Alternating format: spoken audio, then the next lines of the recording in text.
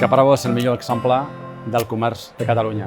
Va néixer ara fa 65 anys i avui és l'empresa que mira cap al futur, més arrelada amb la societat, amb els clients, amb els proveïdors de proximitat a la terra. Creiem que hem sigut capaços de compartir la història de Caprabo per l'aniversari, però també què volem fer, quins són els nostres plans de futur i per què tenim la seguretat que el futur de Caprabo serà cada vegada més fort i que ho farem tots plegats.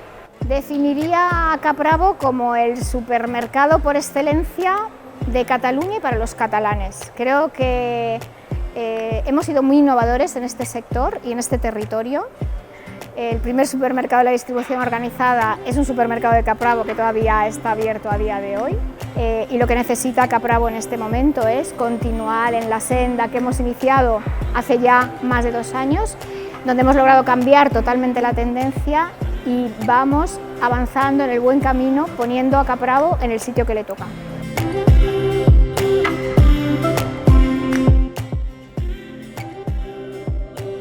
Innovación, vanguardia, siempre ha sido, lo estamos viendo también últimamente con los nuevos modelos de tienda que estamos abriendo y por tanto, bueno, pues diría innovación, vanguardia y conquista, ¿no?, del mercado catalán. Y hoy hemos podido compartir con muchas de las familias productoras cuáles son nuestros compromisos en el ámbito de lo local. 1. Ser altavoces del producto local, eso que tiene que ver con tenerlo en las tiendas, promocionarlo, tener productos de marca propia unidos a lo local. Por otro lado, también mantener relaciones duraderas y estables para que, bueno, pues ese desarrollo conjunto con las familias productoras sea sostenible y sea rentable. Y por último, también trabajar en mantener la cultura y todas las tradiciones. Y por tanto, bueno, pues esos 3 compromisos son los que conforman nuestra política de lo local y que en Caprabo, como en ningún sitio, la venimos ejecutando desde hace ya 65 años.